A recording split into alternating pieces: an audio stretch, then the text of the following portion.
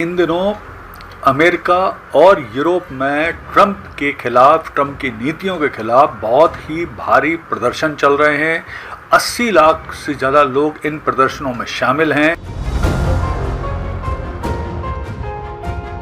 से ट्रंप ने पूरी दुनिया पर टैरिफ लगाए हैं। उस कांग्रेस से उसकी परमिशन नहीं ली, मतलब अमेरिकी संसद से परमिशन नहीं ली। अमेरिकन कोर्ट ने बाद में उसे गलत साबित किया कि ट्रंप ऐसा निर्णय ले ही नहीं सकते, बिना कांग्रेस से पूछे वो किसी भी तरह से निर्णय नहीं ले सकते। तो इस तरह के घटनाक्रम हुए। नमस्कार दोस्तों, आज बात करेंगे एक इम्पॉर्टेंट डेवलपमेंट पर, और वो डेवलपमेंट ये है कि अमेरिका और यूरोप में चल रहे हैं ट्रंप के खिलाफ जंगी प्रदर्शन। तो ये प्रदर्शन क्यों हो रहे हैं, क्या प्रॉब्लम है, और विशेष तौर पे यूरोप क्यों इसमें शामिल है, वर्तमान में जो ईरान अमेरिका युद्ध है उसकी क्या स्थिति है, समस्त बातों का विश्लेषण विस्तार से इस वीडियो में करते हैं। तो देखिए, इन दिनों अमेरिका और यूरोप में ट्रंप के खिलाफ, ट्रंप की नीतियों के खिलाफ बहुत ही भारी प्रदर्शन चल रहे हैं। 80 लाख से ज़्यादा लोग इन प्रदर्शनों में शामिल हैं।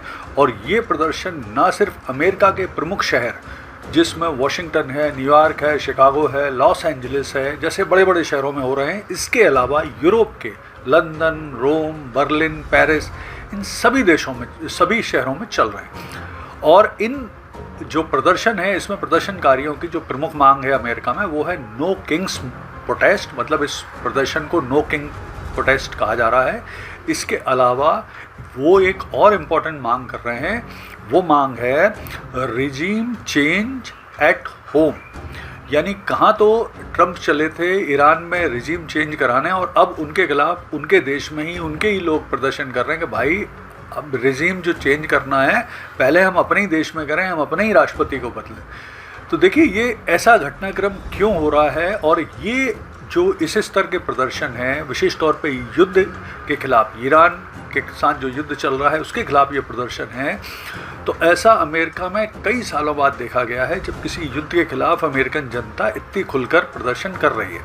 इससे पूर्व जब वियतनाम अमेरिका वॉर चला था लंबे समय तक, तब भी इस तरह के प्रदर्शन, बाद में लास्ट में जब वियतनाम वॉर ख़त्म होने लगा था उसके आसपास ये प्रदर्शन इस तरह के होने लगे थे, क्योंकि बड़ी संख्या में वहाँ पर भी अमेरिकी सैनिकों की मृत्यु हुई थी।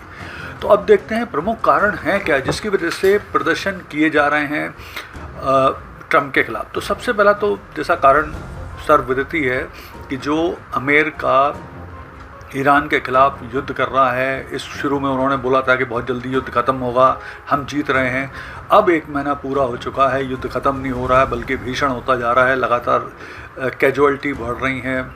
इसके अलावा अमेरिका के जीतने जैसी कोई स्थिति बन नहीं रही है। उल्टा अमेरिका को अपने सैनिक भी, अब बातें चल रही हैं कि ग्राउंड में उतारना पड़ेंगे, ईरान के खिलाफ उतारने की बात करने लगे हैं। इसके अलावा जो भारी खर्चा हो रहा है इस युद्ध में, वो भी एक तकलीफ़ का विषय है। तीसरा और इम्पॉर्टेंट चीज़ है कि जिस तरह से अमेरिका में बहुत ही मुखर लोकतंत्र है, डेमोक्रेसी है, तो वहाँ वो किसी भी ऐसे व्यक्ति, चाहे वो राष्ट्रपति क्यों ना हो, जब वो डिक्टेटर की तरह व्यवहार करने लगता है तो जनता इस बात को लेकर आंदोलन करने लगती है।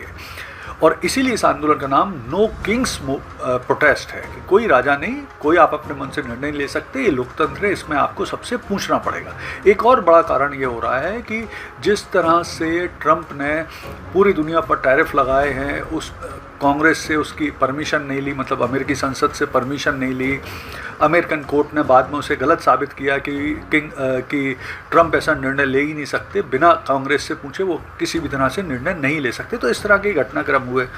फिर अब जो इस युद्ध के कारण, पहले टैरिफ की वजह से पूरे दुनिया में परेशानी रही, अब इस युद्ध के चलते पूरी दुनिया में तेल गैस का संकट, आर्थिक संकट, मंदी, बेरोजगारी, सप्लाई चेन डिस्ट्रप्शन, ये सब आने लगा है। तो ये जो परेशानियां हैं लगातार जनता देख रही कि 1 साल के कार्यकाल में ट्रंप ने एक तरह से यूरोप से संबंध खराब कर दिया। अब यूरोप से और नेटो देशों से वो मांग रहे हैं मदद, तो भी वो नहीं कर रहे हैं।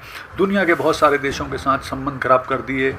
अमेरिका के जो स्थायी ऑल टाइम वेदर अलाई रहे हैं वो भी अब सहयोग नहीं दे रहे हैं। तो जनता देख रही है, उनको लग रहा है ट्रंप की नीतियाँ अमेरिका को अलग थलग कर रही हैं, पूरी दुनिया से उन्हें अलग कर रहे हैं, और उनकी नीतियाँ सफल भी नहीं हो रही। तो ये सब चीज़ें है। और दूसरा, जनता को लग रहा है कि अब ये जो वॉर है ये बढ़ सकता है, इसमें नए देश शामिल हो सकते हैं, इसका विस्तार हो सकता है, तो ये सब भी उनको परेशानियां दिखने लगी। अच्छा, अब इसके अलावा अगर हम वर्तमान स्थिति देखें अमेरिका और ईरान युद्ध की, तो लगभग 30वें दिन में पहुंच गया है, भारी तबाही हो रही है, लगभग 3000 से ज़्यादा व्यक्ति अब मारे जा चुके हैं। अमेरिकी जो ट्रंप है अब वो प्लान कर रहे हैं, पहले उन्होंने बोला ईरान से कि वो 5 दिन तक आपके पावर प्लांट पे हमला नहीं करेंगे ईरान के, फिर बोला कि हम 10 दिन तक हमला नहीं करेंगे, जबकि ईरान पलट के बोल रहा है कि हम आपसे बात ही नहीं करना चाहते, हमें आपसे बात ही नहीं करना, और वो युद्ध लड़ ही जा रहा है। और इजराइल भी युद्ध लड़ रहा है। अब खाड़ी देश भी, विशेष तौर पे सऊदी अरब, कुवैत और यूएई भी परेशान होकर ईरान से, वो भी युद्ध में शामिल होने की बात कर रहे हैं। तो ये युद्ध विराम की बात कर रहे हैं ट्रंप, और ईरान और बाकी देश इनकी बात ही नहीं मान रहे हैं। तो स्थितियाँ जिस तरह से बन रही हैं, बड़ी कन्फ्यूजन भी हो रही है। और इसी बीच जो ऐसा कहा जा रहा है कि ट्रंप ये जो समय बाय कर रहे हैं वो इसलिए कर रहे हैं कि 2 बड़े जंगी युद्धपोत अमेरिका के यूएसएस बॉक्सर और यूएसएस ट्रिपोली भी इस क्षेत्र में पहुंच जाएं। 50,000 से ज़्यादा सैनिक यहाँ पे पहुँचाने वाले हैं। हो सकता है कि ट्रंप का प्लान हो, जैसा विशेषज्ञ कह रहे हैं, कि अमेरिका की जो ईरान के प्रमुख द्वीप हैं, खार्ग द्वीप है और भी अन्य उनके 2 द्वीप हैं, उन पर कब्जा करें, ईरान की इकोनॉमी को कमज़ोर करें। तो कई तरह की चीज़ें चल रही हैं। लेकिन जिस तरह से ट्रंप अकेले निर्णय लेते जा रहे हैं, अपने हिसाब से निर्णय ले रहे हैं, कांग्रेस को, यानी जो अमेरिका की संसद है, उसे भी भरोसे में नहीं ले रहे हैं, तो इससे अब जनता त्रस्त होने लगी, ऐसा स्पष्ट रूप से दिखाई दे रहा है।